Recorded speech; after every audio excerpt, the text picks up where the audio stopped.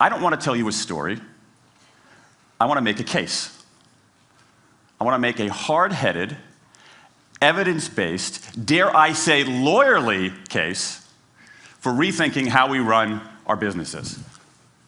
So, ladies and gentlemen of the jury, take a look at this. This is called the candle problem. Some of you might have seen this before. It was created in 1945 by a psychologist named Carl Duncker. Carl Duncker created this experiment that's used in a whole variety of experiments in behavioral science. And here's how it works. Suppose I'm the experimenter. I bring you into a room. I give you a candle, some thumbtacks, and some matches. And I say to you, your job is to attach the candle to the wall so the wax doesn't drip onto the table. Now, what would you do? Many people begin trying to thumbtack the candle to the wall. Doesn't work. Some people, and I saw somebody kind of make the motion over here, some people have a great idea where they light the match, melt the side of the candle, try to adhere it to the wall. It's an awesome idea, doesn't work. And eventually, after 5 or 10 minutes, most people figure out the solution, which you can see here. The key is to overcome what's called functional fixedness. You look at that box and you see it only as a receptacle for the tacks, but it can also have this other function as a platform for the candle. The candle problem. Now, I want to tell you about an experiment using the candle problem done by a scientist named Sam Glucksberg, who's now at Princeton University in the US. This shows the power of incentives. Here's what he did. He gathered his participants and he said, I'm going to time you how quickly you can solve this problem. To one group, he said, I'm going to time you to establish norms, averages, for how long it typically takes someone to solve this sort of problem. To the second group, he offered rewards. He said, if you're in the top 25% of the fastest times, you get $5. If you're the fastest of everyone we're testing here today, you get $20. Okay, now this is several years ago, adjusted for inflation. It's a decent sum of money for a few minutes of work. Okay, it's a nice motivator. Question, how much faster did this group solve the problem? Answer, it took them on average 3.5 minutes longer. 3.5 minutes longer. Now this makes no sense, right? I mean, I'm an American, I believe in free markets, that's not how it's supposed to work, right? If you want people to perform better, you reward them, right? Bonuses, commissions, their own reality show, incentivize them. That's how business works, but that's not happening here. You've got an incentive designed to sharpen thinking and accelerate creativity, and it does just the opposite.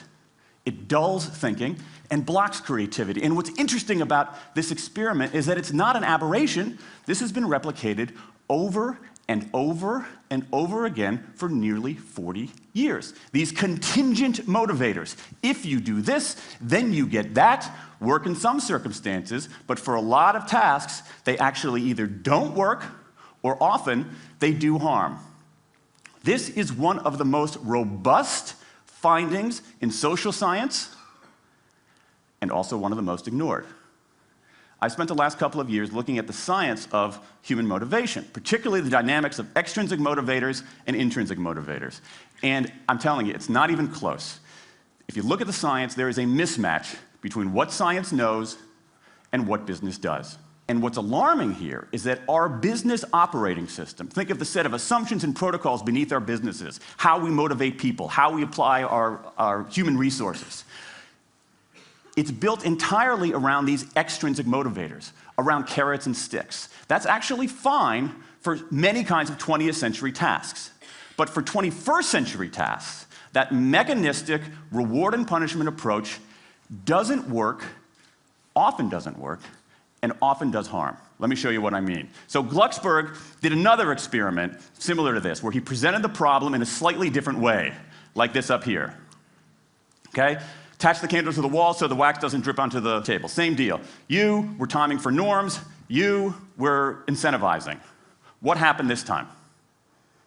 This time, the incentivized group kicked the other group's butt. Why? Because when the tacks are out of the box, it's pretty easy, isn't it? If-then rewards work really well for those sorts of tasks, where there's a simple set of rules and a clear destination to go to. Rewards, by their very nature, narrow our focus, concentrate the mind. That's why they work in so many cases. And so for tasks like this, a narrowed focus where you just see the goal right there, zoom straight ahead to it, they work really well. But for the real candle problem, you don't want to be looking like this. The solution's not over here. The solution's on the periphery. You want to be looking around. That reward actually narrows our focus and restricts our possibility. Let me tell you why this is so important. In Western Europe, in many parts of Asia, in North America, in Australia, white-collar workers are doing less of this kind of work and more of this kind of work. That routine, rule-based, left-brain work, certain kinds of accounting, certain kinds of financial analysis, certain kinds of computer programming, has become fairly easy to outsource, fairly easy to automate. Software can do it faster. Low-cost providers around the world can do it cheaper. So what really matters are the more right-brain, creative, conceptual kinds of abilities. Think about your own work. Think about your own work. Are the problems that you face, or even the problems we've been talking about here, are those kinds of problems, do they have a clear set of rules and a single solution? No. The rules are mystifying. The solution, if it exists at all, is surprising and non-obvious. Everybody in this room is dealing with their own version of the candle problem. And for candle problems of any kind, in any field, those if-then rewards, the things around which we've built so many of our businesses, don't work. Now, I mean, it makes me crazy. And this is not, here's the thing, this is not a feeling, okay? I'm a lawyer, I don't believe in feelings.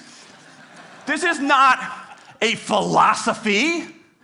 I'm an American, I don't believe in philosophy. This is a fact, or as we say in my hometown of Washington, D.C., a true fact. Let me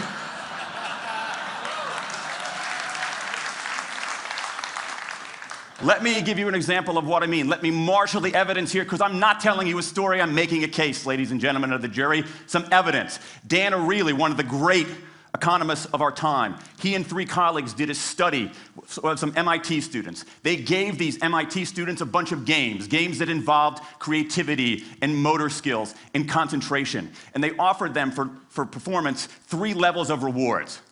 Small reward, medium reward, large reward. Okay? Do really well, you get the large reward, on down. What happened? As long as the task involved only mechanical skill, bonuses worked as they would be expected. The higher the pay, the better the performance. Okay? But once the task called for even rudimentary cognitive skill, a larger reward led to poorer performance. Then they said, okay, let's see if there's any cultural bias here. Let's go to Madurai, India and test this. Reward standard of living is lower. In Madurai, a reward that's modest by North American standards is more meaningful there. Same deal. A bunch of games, 3 levels of rewards. What happens? People offered the medium level of rewards, did no better than people offered the small rewards. But this time, people offered the highest rewards. They did worst of all. In 8 of the 9 tasks we examined across 3 experiments, higher incentives led to worse performance. Is this some kind of touchy-feely socialist conspiracy going on here? No, these are economists from MIT, from Carnegie Mellon, from the University of Chicago. And do you know who sponsored this research? The Federal Reserve Bank of the United States. That's the American experience. Let's go across the pond to the London School of Economics. LSE, London School of Economics, alma mater of 11 Nobel laureates in economics. Training ground for great economic thinkers like George Soros and Friedrich Hayek and Mick Jagger. Just last month, economists at LSE looked at 51 studies of pay-for-performance plans inside of companies. Here's what the economists there said. we find that financial incentives can result in a negative impact on overall performance. There's a mismatch between what science knows and what business does. And what worries me as we stand here in the rubble of the economic collapse is that too many organizations are making their decisions, their policies about talent and people, based on assumptions that are outdated, unexamined, and rooted more in folklore than in science.